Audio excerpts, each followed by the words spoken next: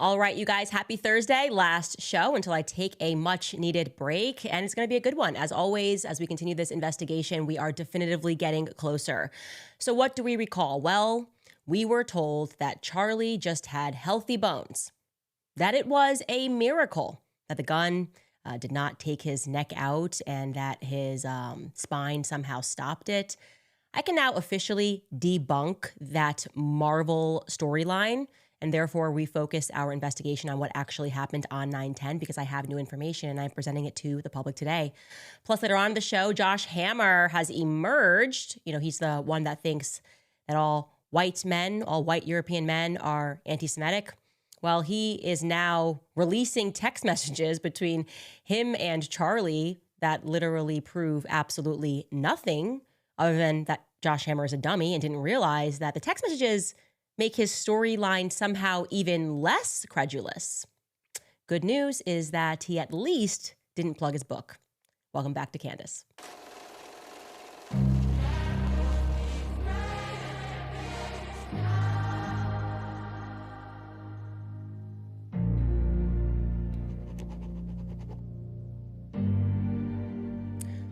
All right, you guys, where to begin? Obviously, we have a lot to unpack before I go on vacation. I'm looking forward to reading. I'm also looking forward to processing a lot of the information that is coming to me and researching more.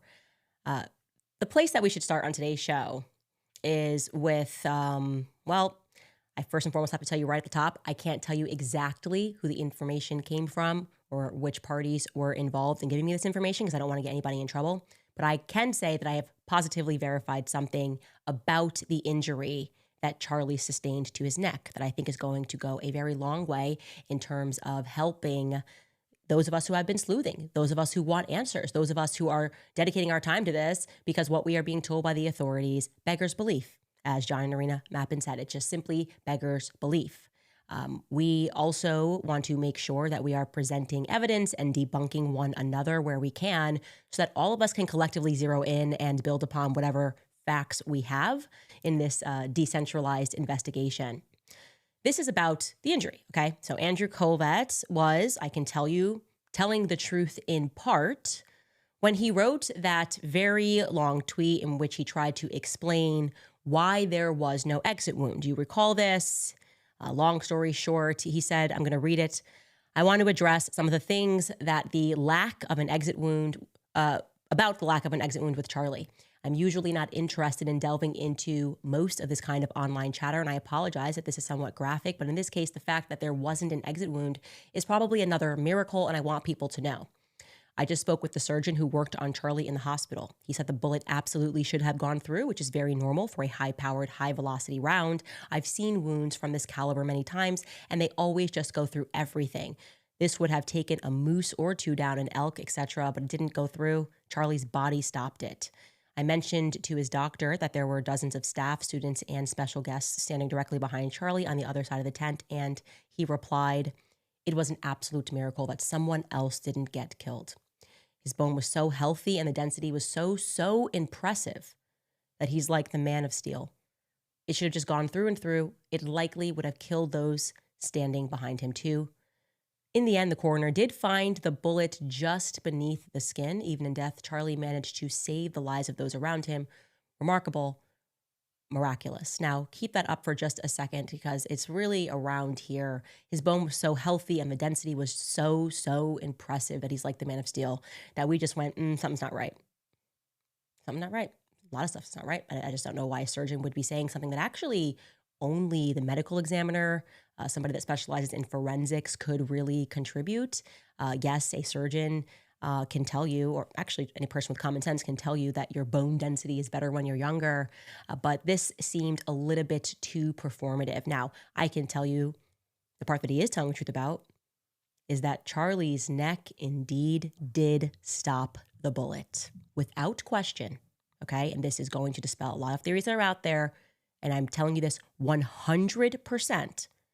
Charlie Kirk was shot from the front and the bullet did not exit, and at least a fragment of the bullet was recovered from his neck. And I'm going to tell you exactly where it was recovered from. I have fact-checked this information from multiple sources now. I've actually been sitting on this for a little bit over a week, right around here. So think about almost in line with your shoulder blade right in the center. Now, why is that helpful? Because it gives us a bullet trajectory, okay? It went in here where you saw that, and it was stopped, and a fragment was pulled from, think right, if you're just touching your spine in line with your shoulder blade. That leads us, obviously, to the part that he's maybe not being forthcoming about. They did not recover a bullet from a 30-06. They didn't recover a bullet from a 30-06. It just didn't happen, okay? If they had found a 30-06 bullet, Charlie's death certificate certainly would have reflected that. In suicide situations, as just one example, medical examiners, feel free to chime in. I've spoken to quite a few. But when the gun and the bullet are known, they are reflected onto the death certificate, okay? There is not one reflected onto Charlie Kirk's death certificate because they did not recover a bullet from a 30-06. Hunters and military men rejoice. It turns out that common sense still rules the roost, okay? You guys were right. You were absolutely right. And this is why I hate politics, because it requires us to submit to the idea that we were all somehow born yesterday, that it really can just, life really can just be a Marvel comic with people that are, I guess, a DC comic where there are men of steel that are able, because they're young, to stop 3,000 pounds of energy that is coming at them. That didn't happen. So where does that leave us, guys? Well, the part that is now extraordinarily suspicious is that Andrew is claiming that he had a conversation with the surgeon who offered up the idea that it really was just your modern Christian miracle, that Charlie was just young and his bones had a lot of density, which made him stronger somehow than a Cape Buffalo, enough push-ups and asparagus, and you too can stop 3,000 pounds of energy coming at you. What are we to make of that? What are we to make of the fact that Charlie did not do that, actually? It means that he was shot with a completely different kind of gun, obviously, okay? The kind where this would make sense, that it didn't cut through him. The kind where it would make sense that outside of an artery effectively exploding from the front, there was, his neck didn't explode, which that particular weapon that they were trying to tell us Charlie was killed with would have gone through about 7 necks, okay? You will recall that throughout all of this, or during this mayhem rather, there were people who were insisting, by the way, that were on the ground, the witnesses that were insisting that they heard multiple shots. That's another element of this. But those individuals were not the ones that were awarded with mainstream media interviews. In fact, one guy, and this kind of went viral at the time, even got pushed, physically pushed, and was not given the ability to speak at all. They shut him up. It looked, if we were just examining the situation, it certainly looked like Turning Point employees or staff or students thugged him so that he wouldn't say what he thought happened. Let's take a listen to that clip that has gone viral. I was standing from probably the 3rd row in the bottom. I heard the shot ring out. I looked to my left, and then I looked over to my right. I saw him slump over in his chair forward. He slumped over. He had blood coming from the left side of his neck down his shirt, and he slumped over and he was carried off. Get off me! Get off me! Emotions are running high right now. Certainly emotions were running high. He was just trying to speak and to say what he saw. And interestingly, though, if you think through what he said there, he said, I was in the 3rd row, right? And a shot rang out and I looked to my left and I looked to my right. Now, we're not specific on where exactly he was standing, but if a shot, a high-powered rifle came from 250 yards behind you, you'd probably look back first, right? Like common sense, if you heard the sound coming from behind you, you would look back, probably even before your brain came online. Your instinct would be to duck and to make sure that you're not going to get hit by something that's coming from behind you. Now, to clarify immediately here and to again debunk some other internet conspiracy theories, that is not Andrew Colvett in that video. A lot of people were like, is this Andrew Colvett from Turning Point USA hiding under a hat? It is not true. I spoke to Andrew on this actual day. He definitively flew in to Utah after the shooting took place. He was not therefore on the ground.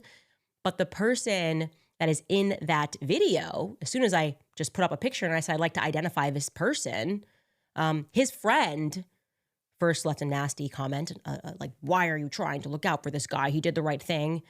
How dare we ask questions? Like, how dare we try to get testimony from anybody else that day?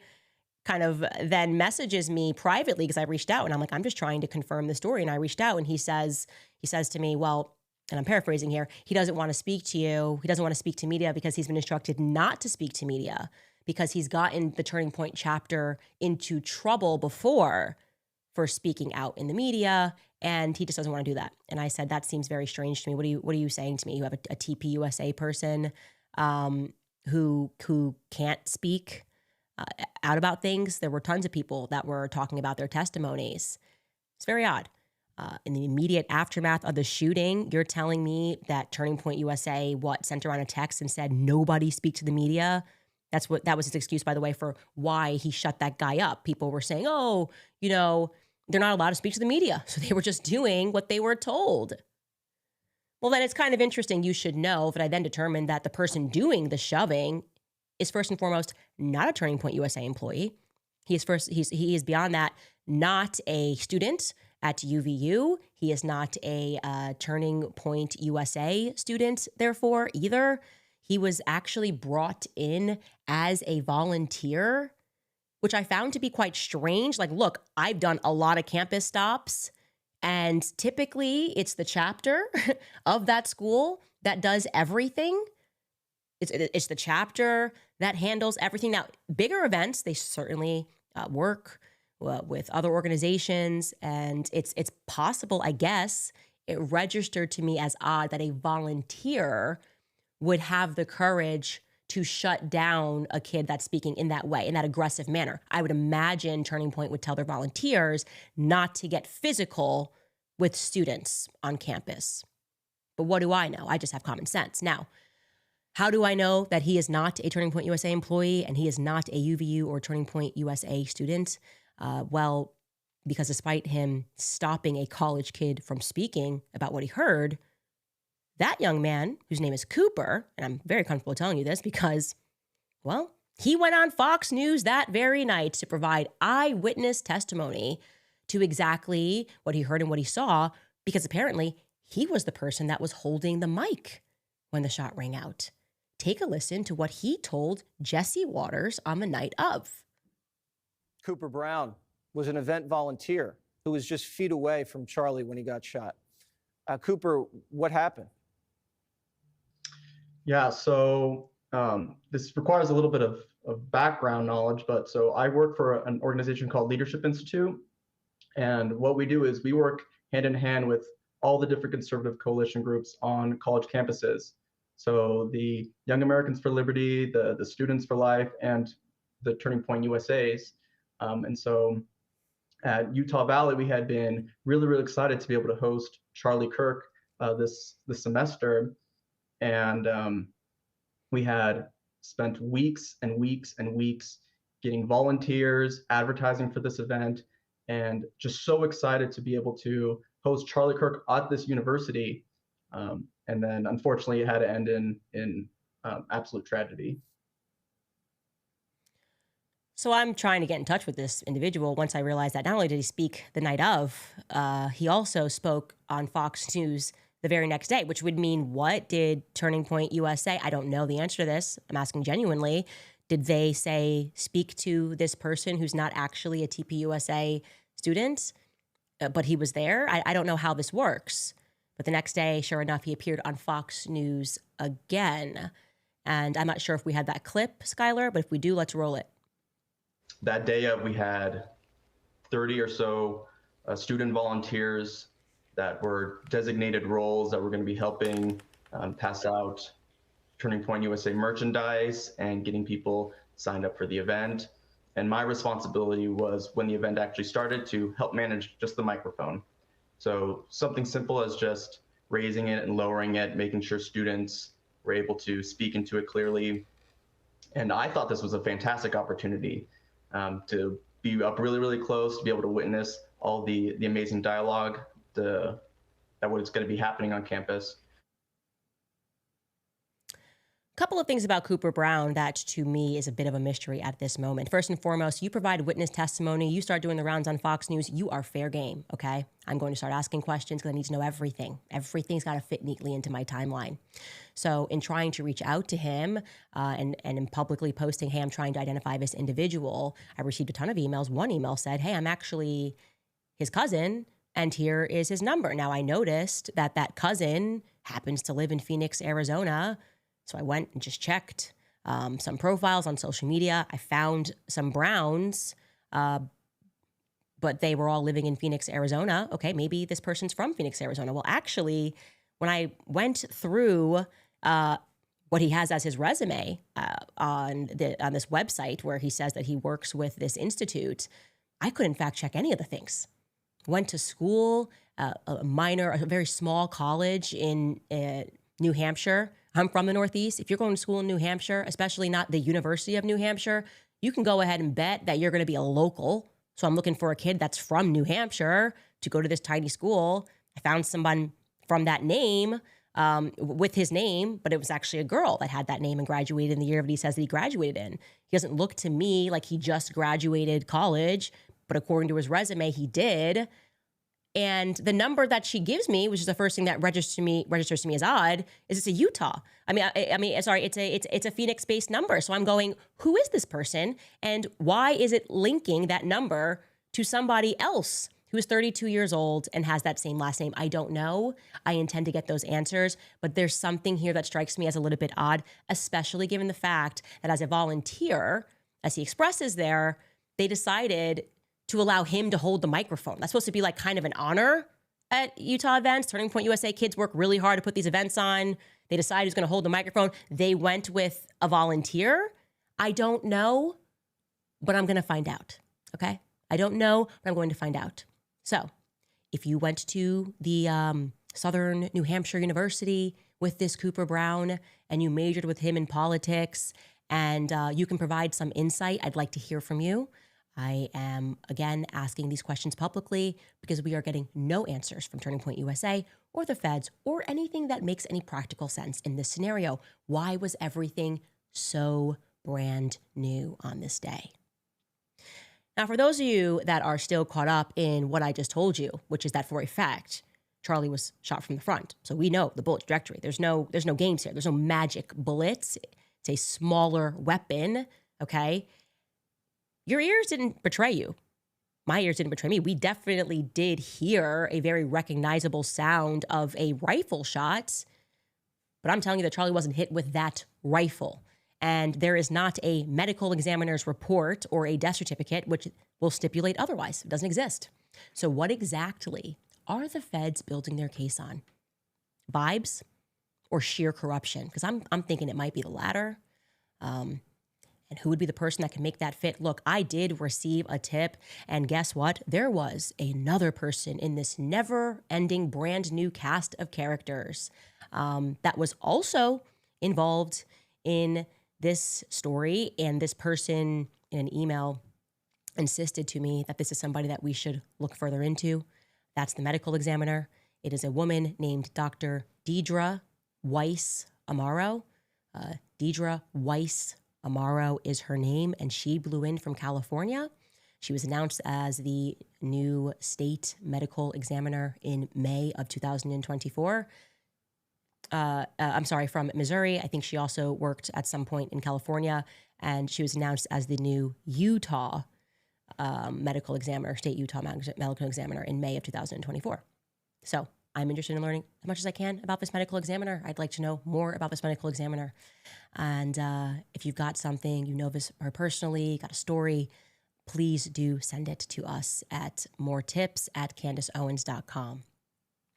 Now, it is possible, given what we know about Fed-type operations and what we know about the JFK shooting, which we are still not allowed to know the truth about, but we all know what the truth is, that there are often decoys, even decoy sounds, that it is totally plausible that there were multiple people there that day who found out maybe even in the last hour, which one of them is going to take the shot, right?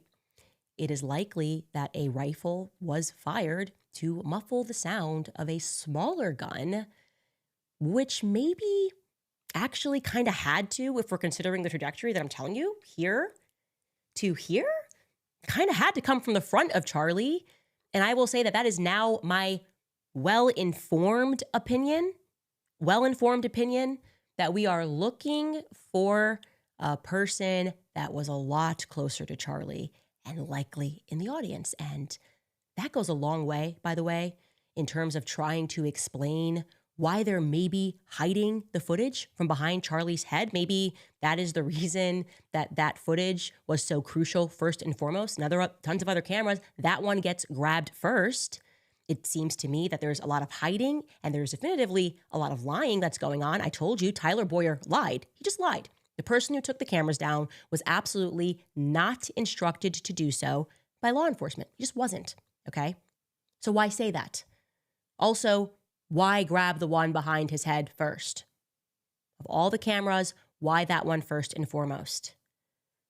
And when I actually think about the clip that I was shown, it was more to the right. I actually feel that there is this remarkable blind spot on the left of Charlie, which is why I was asking if anybody had footage, not footage if you're sitting there and taking footage this way, but if you are Charlie, I want to see what he would have seen looking slightly to his left. By the way, despite the fact that we had this amazing cast of characters, all these Caldera engineering connected people who made it to the mainstream media to talk about what they heard, there was actually one eyewitness there who could not be shoved out of the way and was able to make his way onto Fox News immediately after to provide a description of where he believed the shot came from, and that's Jason Chaffetz, right?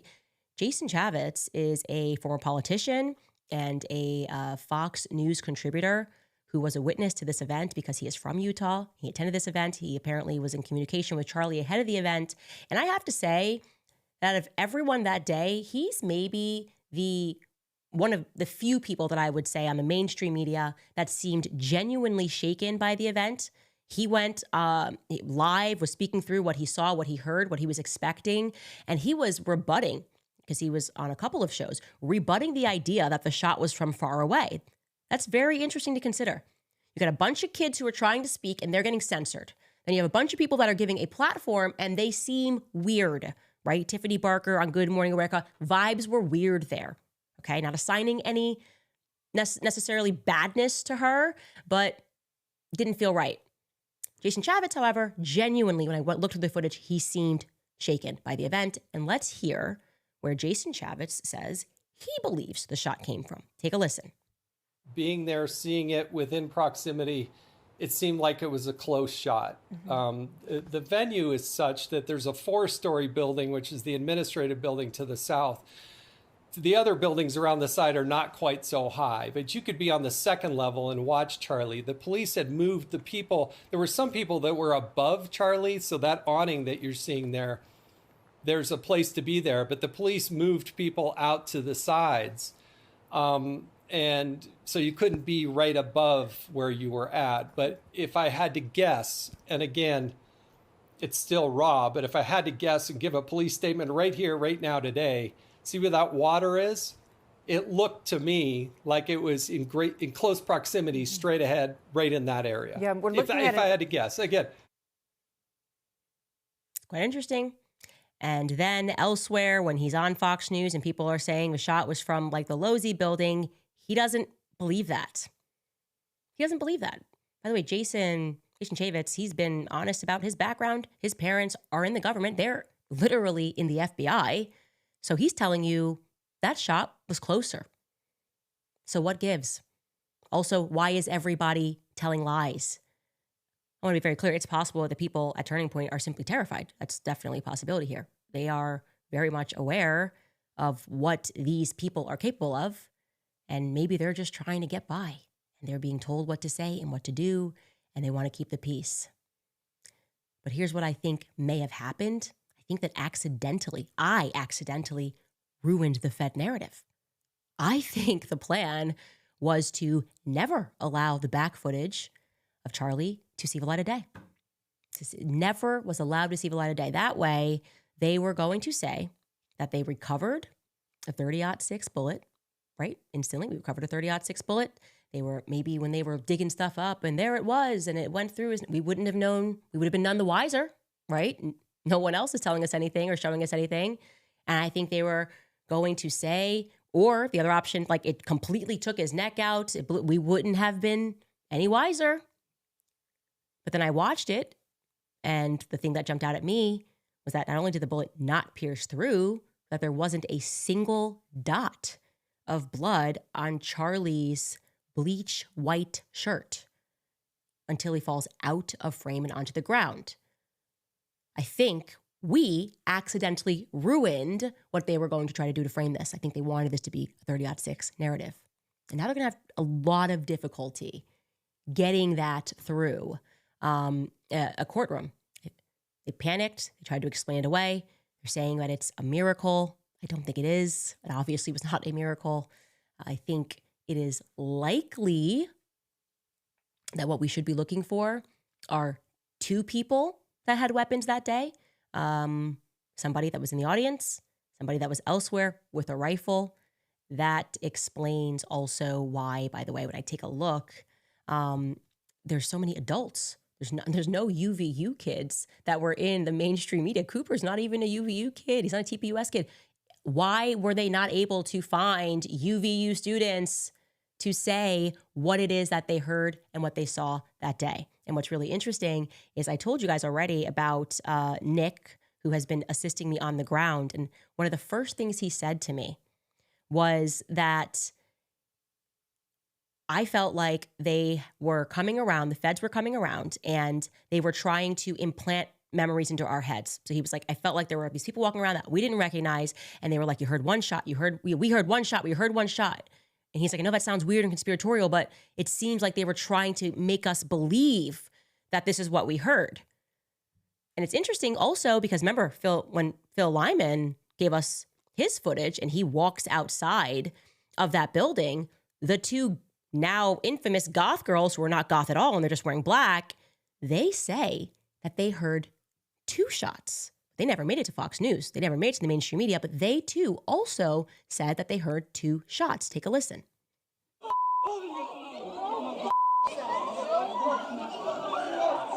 You see where that came from? It was right here, wasn't it? It was like over here. Yeah.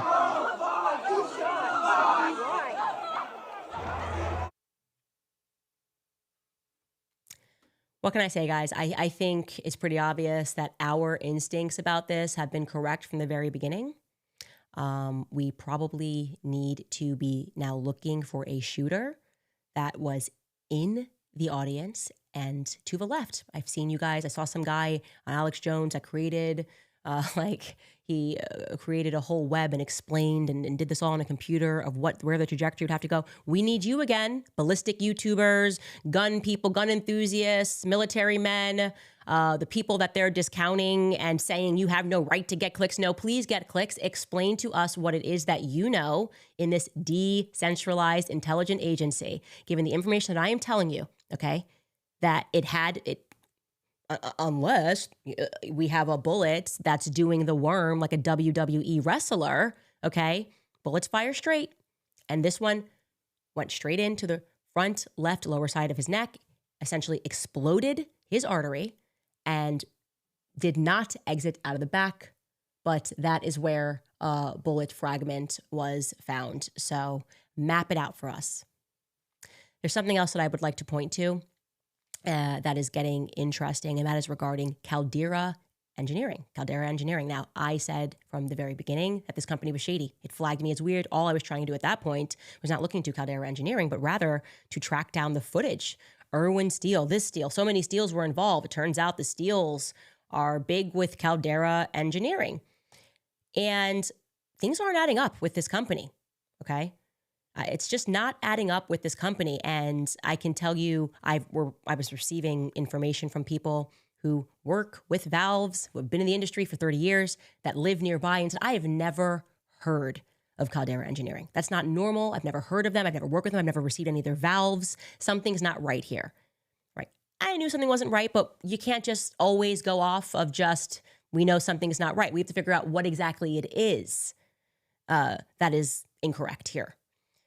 Then I also decided to prod the narrative further. Another person gave us a tip and said, hey, did you know that there's literally someone who works at Caldera Engineering who is a professional actor?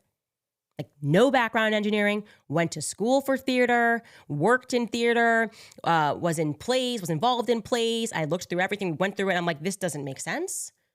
Why is he suddenly at Caldera Engineering? Like, not later in life, just like randomly on his resume is Caldera Engineering. Why are they hiring gay actors?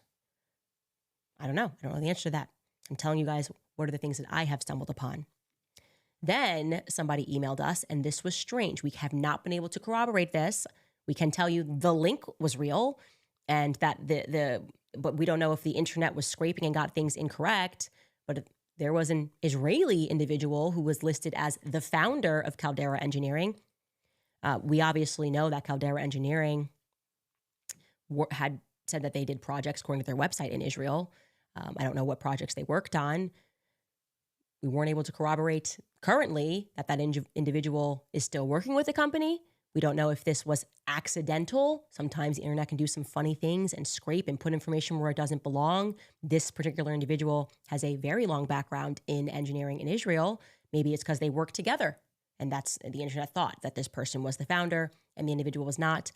But it's piquing our interest now. We are confused, I would say, at best, about this company, because when we wanted to go back and just determine who the founders were, well, just our bad luck. A company was established in 1997, so you won't be able to get those formation LLC docs. You can find LLC docs in general, but they didn't start digitizing those until the early 2000s, so you're not going to get anything where you're going to be able to see the actual formation docs. You can see changes they made in the early 2000s. You can see who the manager or the president, all of that stuff we found. But I would love to find those base formation docs. And in order to get them, you have to go in person somewhere. And I am certain I'm not going to be able to get my hands on that. Something else that was really interesting as I was looking into Caldera Engineering was that they opted to, in their very early years of their company, use a lawyer for trademark purposes down in Arizona, right? And I'm looking at these early documents and I'm like, wait a second. I know this lawyer. This lawyer was introduced to me by Tyler Boyer at Turning Point USA. I've worked with this lawyer. I've paid this lawyer. This is crazy. So what is the pipeline between Utah and Phoenix? I don't know. You can use a lawyer anywhere, but when you're formulating your company, maybe it was a friend. I don't know. But I now have a ton of questions about Caldera Engineering. So if you have any information, or you're able to find anything about them, or maybe you are an engineer and you're like, I've been buying their valves actually for 20 years, actually, and they're fantastic. They work great. I'd like to hear from you. Again, more tips at CandiceOwens.com. All right, you guys, I'm going to throw it to some sponsors. First and foremost, Preborn. You guys know I love them because I have watched too many people who I'm close to be vilified for standing up for truth. And many people have felt the sting of injustice for that. But I've also realized that people are feeling encouraged and are done with playing defense, not watering down what we believe needs to be watered down in order for it to be palatable. Because silence isn't kindness, of course, it's consent. And right now, the greatest silence is around the lives being ended before they even take their first breath. If we're going to call ourselves defenders of life, we should act like it. And that's why I'm asking you to join me to fight back with action, with truth, with love. For just $28, that is what it will cost to give a free ultrasound to a woman that is in crisis and considering an abortion. Just $28 will help her see the light that's growing inside of her. It'll give her truth that the culture will not provide. So you shouldn't sit this one out. Don't wait for permission. You can be bold. You can be unapologetically pro-life by going to preborn.org/Candice right now. give $28, or you can give 10 times that amount if you can, because this is a line that we need to stand on. We must stand for truth and what is right. We must save lives from abortion and stand firm in the gospel. Again, this is preborn.org/Candace to provide an ultrasound for just $28. American Financing is another company that I want to tell you about because the Fed has finally dropped interest rates, and that is great news for American homeowners. Expenses have been a major burden on families. Wages are flat. Prices keep climbing, and for many, the only way to make ends meet is to lean on credit cards. But that cycle of high interest debt makes it hard to stay ahead. If you're a homeowner, I want you to call my friends over at American Financing.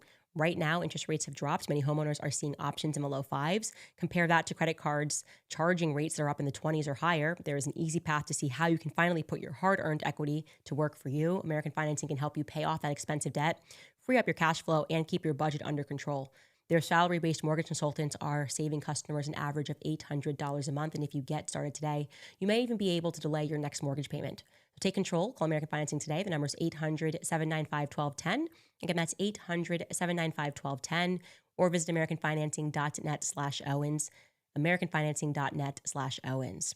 Also, something that me and my team love and are always craving are Paleo Valley beef sticks, specifically the ones that make their beef sticks with 100% grass-fed beef sourced from small-scale regenerative American farms, so you can feel good about what you're eating and what you're supporting. They've stripped out all the junk, so there's no preservatives, gluten, soy, sugar, dairy, or GMOs, just clean, nutrient-dense fuel, the way that food was intended to be. So whether you're road tripping, working late, or running around with the kids, these sticks deliver high-protein energy without the crash. Whether you're keto, paleo, carnivore, it doesn't matter. Paleo Valley will work with your lifestyle, not against it. They come in a multitude of bold flavors, including original jalapeno, summer sausage, maple bacon, and teriyaki. So there's something for everyone. With over 55 million beef sticks sold, Paleo Valley is trusted, proven, and backed by a 60-day money-back guarantee. So right now you can get 20% off your first order by visiting paleovalley.com/Candace. You can use code Candace at checkout. Again, paleovalley.com/Candace, promo code Candace at checkout. All right, a couple of updates for you. We are getting all of your emails, and I want to tell you we're working on everything, okay? It's like an investigation that never stops. It's just trains that are slowly moving as we get answers. And like I said, even that I've been sitting on for a while. I'm waiting for people to react, see what people say, because I need to know who's guilty. Of what, I don't know, but I need to watch people lie. Now, one area of conversation that I haven't said much about, but I want you to know we are still working on it, are the two planes that day, right? One of them being the plane that people have recognized is military. That's tail number N1098L. So this plane left from Texas, went over to Utah right about the time that Charlie got assassinated. It dipped real low. It seemed like who knows what this plane was being sent there for, but the fact that this plane had been used in the military rightfully alerted people to the fact that they may have had some knowledge. This plane may have had some knowledge of what was going to occur. But one thing I want to clarify for you is that that plane was being contracted. You guys noticed that it was owned by LaSalle Aviation LLC. We are awaiting more information, but I just wanted to let you know that if you recognize that, it is strange. It did happen. There's no question. I've been saying from the beginning, this was a military operation. It's very obvious. The more you peel back the onion, it is very obvious that this was a military operation. So it's fitting that you would have a plane that the military certainly uses. Who would contract that sort of plane? Now, would be a very easy question for Kash Patel to answer. Hey, Kash Patel, most transparent ever, except when it comes to Epstein. What's up with this plane? Certainly, you have knowledge of who contracted this plane. The answer, if you're being transparent, is going to be like, oh, just a coincidence. Just a coincidence. Somebody decided to take a vacation flight from Texas over Utah to do a little circle and return back home. It happens all the time. When you're bored and you just have an unbelievable amount of money, that's what you do. We're not going to get those answers from Kash Patel about that plane. We're not even getting straight answers about the other plane. That's the plane where Derek Maxfield, his wife Shalane Maxfield, they sold some beauty company for billions, I believe, and they now just run a human sex trafficking organization in Utah. That was that plane. I can't remember. 888 is what I actually remember. And it seemed as though that plane left. It went to Page, Arizona, and it appeared that the ADS-B transponder turned off. Now, what Kash Patel told us is different from what Derek Maxfield told us. Derek Maxfield on Instagram clarified that the Air Traffic Control Center was in agreement with them that they could stop transponding. Kash Patel says that plane never stopped transponding. So I don't know what the truth is, and I'm not even pretending that we're ever going to get the truth. What I can tell you is that the investigation that we have been privately conducting has led to more questions than answers. Obviously, multiple pilots, people that work at these airports, people who are invested in this story have reached out, and I'm grateful for that. Multiple people have confirmed that this plane was a little bit weird that day. It was supposed to land in Page, Arizona, in Millionaire FBO. Last second, it made a change. Just so you guys know, an FBO is just a private terminal. So if you're in a public airport, you go to Terminal 7. If you're flying private, you go to FBO, and it has a name. So that plane was supposed to land into an FBO called Millionaire. Last second, that plane decided to change and say, we are going to instead land into Signature, a different FBO. Apparently it landed into Signature. That's certainly what we were told, but there's something off about that, because when people are trying to look into it, somebody at that FBO at first said, oh yes, you've made multiple trips in the last couple of days. And then that person said, I don't know what you're talking about. No plane ever landed here. What? Multiple people have confirmed this for me, that there's something very unusual about this flight. They are guarding information about this flight. That doesn't make sense to me. I don't like that we've got feds guarding like FBO information. We've got feds guarding Dairy Queens. I don't know. Do you need your ice cream guarded? What is going on? Like, guys, you gotta just give up. It's gonna come out. Whatever it is gonna come out. You would have to, and I wouldn't put it past you, you'd have to get rid of all of us. You got like 7 billion people you've got to ethnically cleanse right now if you want us to just forget about the Charlie Kirk story. No one's forgetting it, okay? Not the ballistics guys on YouTube that we're all listening to. And no one's gonna let this one go, because, and by the way, that's your fault.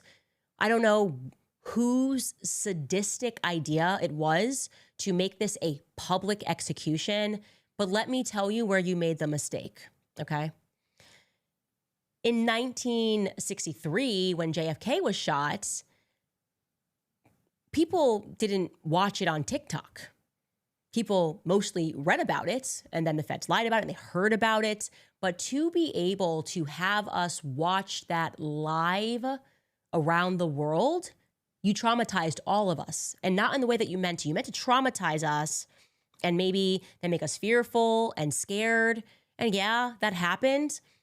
Then you made us really angry that corruption is allowed to be like this, just so blatant and so in our face, looking at us as if we're nothing. And what are you going to do about it? That's the attitude. What are you going to do about it? You wanted to traumatize us, and then to, on a dime, flip and look us in the face and go, how dare you ask questions? People are grieving. Yeah, we're grieving because you assassinated Charlie Kirk in front of the entire world. If you had pretended he slipped and fell on some ice in the winter, maybe you wouldn't have this response. But you got our attention because you went after our attention. You wanted this for whatever sadistic reason. You wanted this to be a public execution, and that disturbs me. So you get what you get, okay? This is the internet generation. You get TikTokers that are asking questions. You get our military guys. You get our ballistic boys. You get the TikTok medium psychic ladies. You get everybody. All of us are here, okay? It's like a high school class. You got all different types of characters here, but we're running this, okay? We're running this. And we're not going to be nice to any substitute teachers that you try to throw in there and try to calm down. Nope, we're not doing that, okay? We're not calming down. We're pretty upset, and we're going to stay upset. Anyways, I'm going to tell you guys also in an update about Josh Hammer, who's an idiot. He really is an idiot. First and foremost, just funny. I should have pulled it up. He also brought up his book. He issued a statement about the retreat weekend. Josh Hammer just lies through his teeth all the time. And so he was releasing a statement about how wonderful the Hamptons retreat was and that him and Seth Dillon totally did not press Charlie on anything. And in this public statement, he mentioned his book again. He said, like, I came to the Hamptons because Charlie wanted me to bring signed copies of my book. I mean, wacky. This man, it's always appropriate if you're Josh Hammer to promote your book, which is just amazing. Anyways, his response yesterday to our episode was to release text messages between him and Charlie following the call. Great. It lets us know that the call happened at the exact same time that we figured it would actually happen in our timeline, that it had to have been an evening call before he tweeted public execution in this 3-hour window. But these are the messages. We should read them. Charlie Kirk, thank you for your help, guys. A totally standard response that you say no matter what. Exclamation point. And then I assume this is Josh Hammer that replies and says, good luck at the campus visit start. Don't hesitate to let me know or any of us know how we can help. What's your first stop tomorrow, by the way? And I felt like that was weird because I feel like his whole story was that Charlie was reaching out to him because he wanted help to strengthen his debate. He needed tips on how to, because he just loved Israel so hard that he was like, give me the best talking points so I can go out there and I can defend this state. And I know that like a couple hours ago, I was really angry. And I said, I'm done with the pro-Israel lobby, but now I just love you so much that I want to get on the phone with you and have you, who could not beat me in a debate, teach me how to debate. That's what he told us. So we're supposed to believe that he didn't know where Charlie was debating, but that was what the call was about. I don't know. I feel like you would maybe know, and that may have come up in a call where you were prepping for his debate tomorrow, where exactly it was that he was debating tomorrow. I don't know anything other than that Josh Hammer is an idiot who can't be trusted and lies through his teeth. I do want to get to speaking on the topic of Israel. There was a very good video that came out. Actually, let's first talk about the Israel and Hamas peace deal that they're trying to shove down our throats. Now, if you're reading the headlines, a peace agreement is what we're calling it, has been reached between Israel and Hamas. Oh my gosh, because they decided that there's going to be phases and Israel is going to partially withdraw its troops from Gaza and Hamas is going to release the remaining hostages. And this is, of course, after everything that happened on October 7th. Don't forget about October 7th. And yeah, like hundreds of thousands of Palestinians are missing. And yeah, they have destroyed 85% of Gaza, and they're going to try to tell us that we've reached peace. At the center of it was Steve Witkoff and Jared Kushner. They arrived on Wednesday morning to represent the U.S. negotiators from Israel, and Hamas and the mediators from Qatar and Egypt and Turkey also participated. And we're supposed to go, wow, that's amazing. Trump put a statement out on Truth Social. He wrote, I'm very proud to announce that Israel and Hamas have both signed off on the first phase of our peace plan. This means that all the hostages will be released very soon, and Israel will withdraw their troops to an agreed upon line as the first steps towards a strong, durable, and everlasting peace that all parties will be treated fairly. I can't even finish it because it makes me sick that they think we're this dumb. 85% of Gaza has been destroyed in this pre-planned, controlled demolition of Gaza. Bibi Netanyahu is on camera explicitly before October 7th saying we need to hit them so hard that they can't come back. Jared Kushner is involved in, he will financially benefit from whatever they build in its place. Again, all of this began before October 7th, right?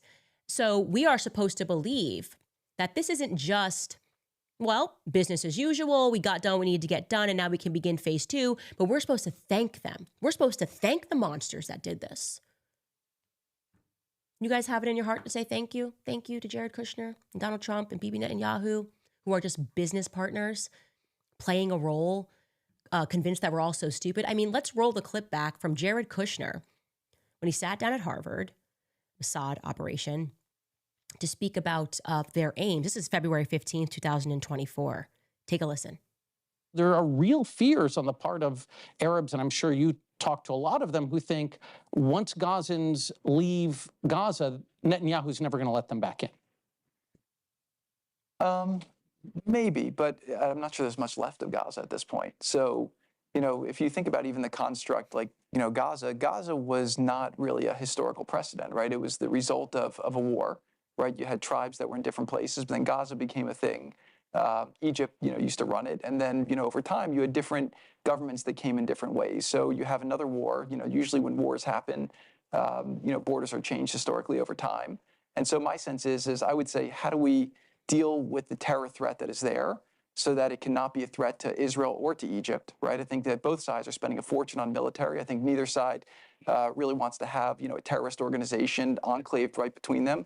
And Gaza's waterfront property. It could be very valuable to, if people would focus on kind of building up, livelihoods. You think about all the money that's gone into this tunnel network and into all the munitions. If that would have gone into education or innovation, what could have been done? And so I think that it's a little bit of an unfortunate situation there, but I think from Israel's perspective, I would do my best to move the people out and then clean it up. But I don't think that Israel has stated that they don't want the people to move back there afterwards.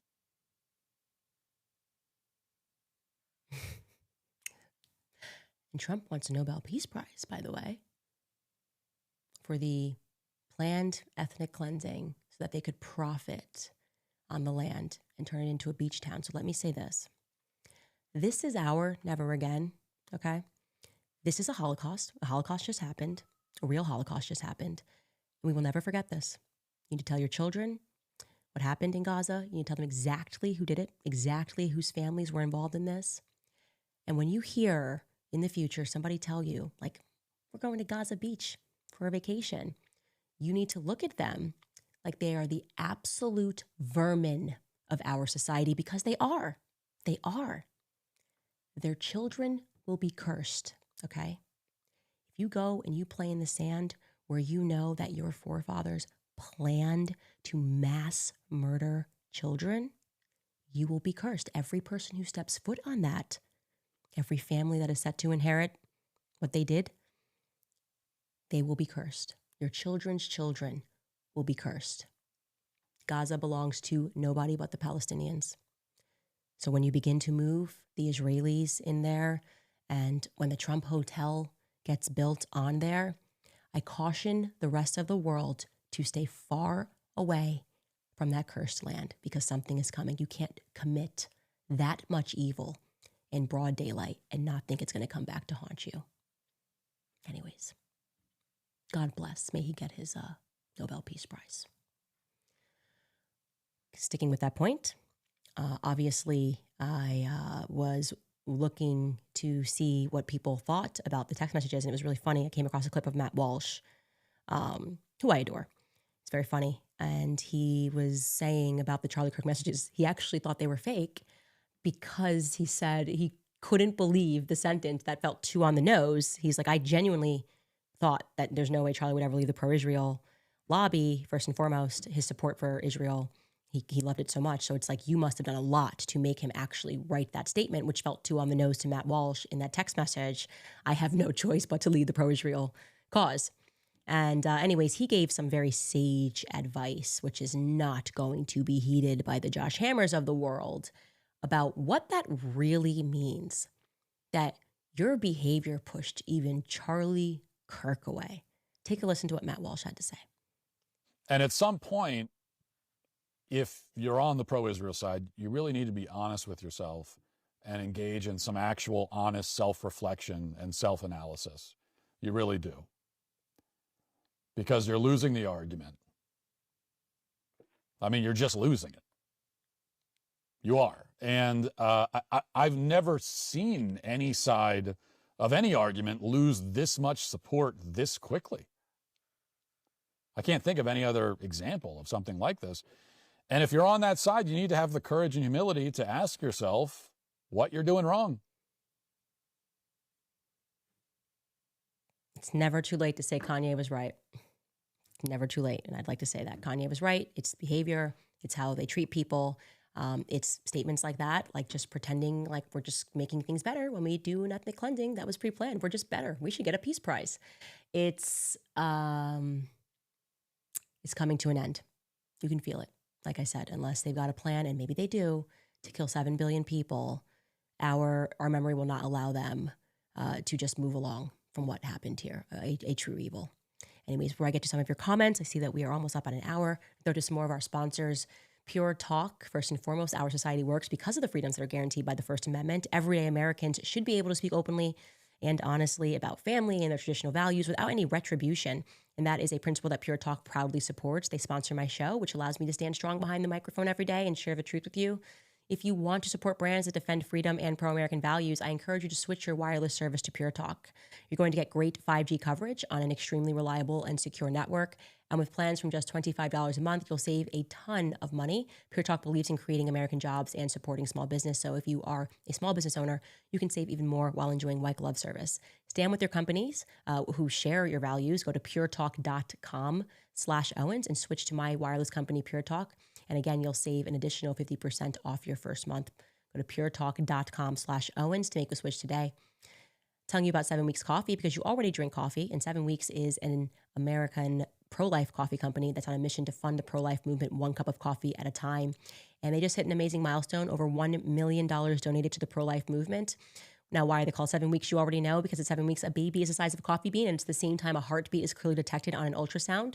That's why they donate 10% of every sale to support pregnancy care centers across all 50 states, providing life-saving ultrasounds, resources for moms in need, and real hope for families. And it all started with just one simple idea. Use your morning coffee to stand for life. 7 Weeks Coffee is more than a great tasting coffee. It's mold-free, pesticide-free, shade-grown, low acid, and it's organically farmed, so it truly checks all the boxes. You can head to 7weekscoffee.com and you'll save 15% forever when you subscribe and get a free gift.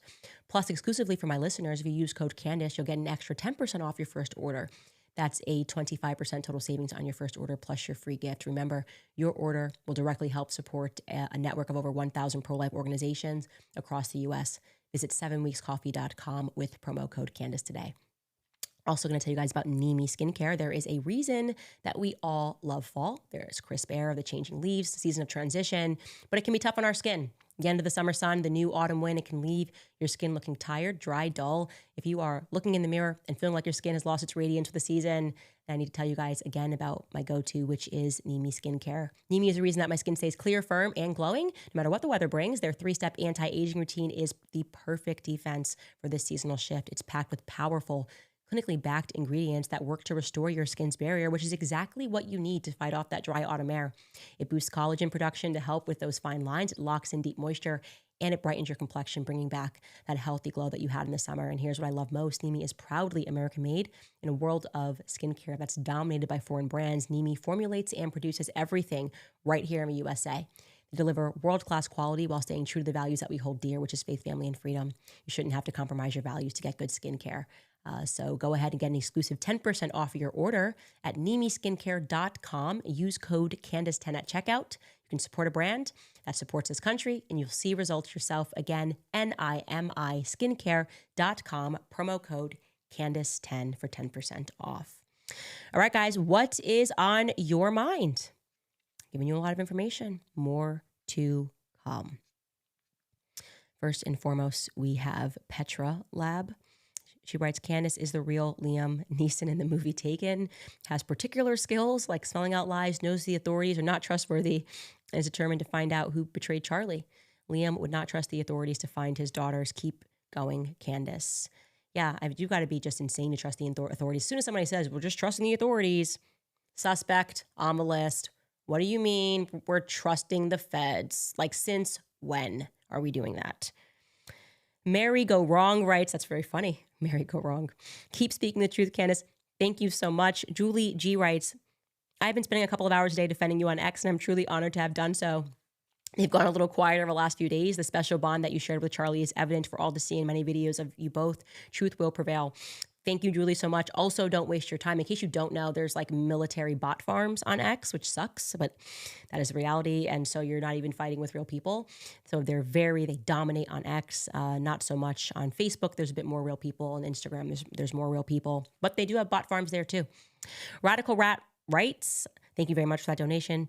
Hi, American Muslim fan here. In the spirit of friendship between our faiths, here is an excerpt from the Quran about Jesus, who, speaking as a baby to defend Mary's honor, said, I am the servant of God. He has given me the scripture and made me a prophet, and he has made me blessed wherever I am. God is my Lord, and your Lord, so worship him.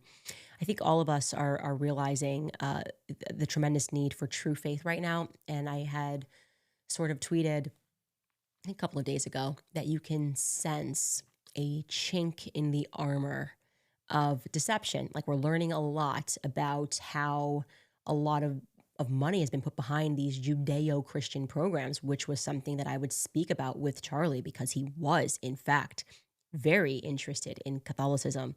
And so it is interesting to see that. I do think the evangelical community is feeling that. And let me know if you agree that people are starting to wonder, like, why does my pastor? And again, it's not every pastor, but it's too many pastors get up on a stage and preach about Megyn Kelly and Tucker Carlson. That is leading to broader questions. And I think in the end, all of this is good. Like, the topic of faith being at the forefront of our minds worldwide is good.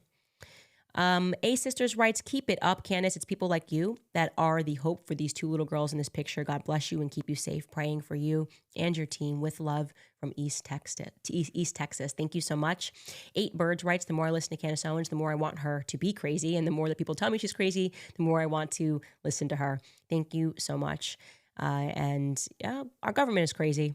And the rest of us are obviously understanding that and are therefore being called crazy. If you read about the history of Sigmund Freud, the book in my book club, if you can't join the book club, that's fine. You should read The Assault on Truth to understand what sorts of lies these people are capable of telling, and why what they do is they always accuse you of being crazy when you find out what they're lying about. They have been doing this for a very long time. Candace, it came from behind. You haven't been investigating on Elon's platform enough. I can tell you definitively that Charlie's shot did not come from behind. You take that or leave that. You can still go down that narrative. You can think that you saw that. I'm not saying that a shot wasn't fired from behind. I'm not saying that. Like I said, I've given you my theory. I think there's two shooters. The entry wound is what is on the front. The bullet did not exit. You are looking for a smaller gun altogether, which is how these operations have to work. You got to have multiple things going on. It's designed to drive you crazy. And that is why I'm trying to focus investigations. And, I hope you guys trust me enough to know that I went through great hoops, I had to confirm it the right way, and I did not trust the feds.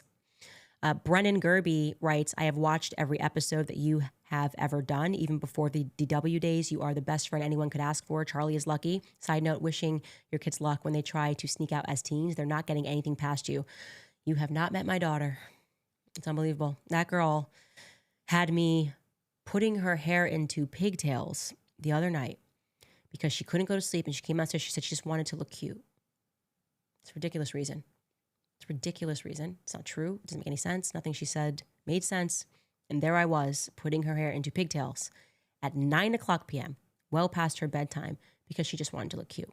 So toddlers have a way of avoiding bedtime, and it's expert. It is expert level.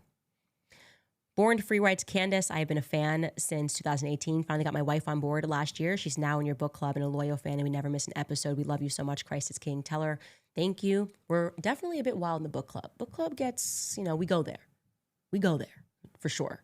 But it's fun. It's very chill. And you know that people are ready because they've read the book. So you're kind of able to push a little bit faster, I would say, on getting people to recognize just how evil things can get. And that's why I say read The Assault on Truth, confront that, and then everything will start to make sense, because you're going to go, how the hell have our public school systems across the world been telling us that Sigmund Freud was like a wonderful man?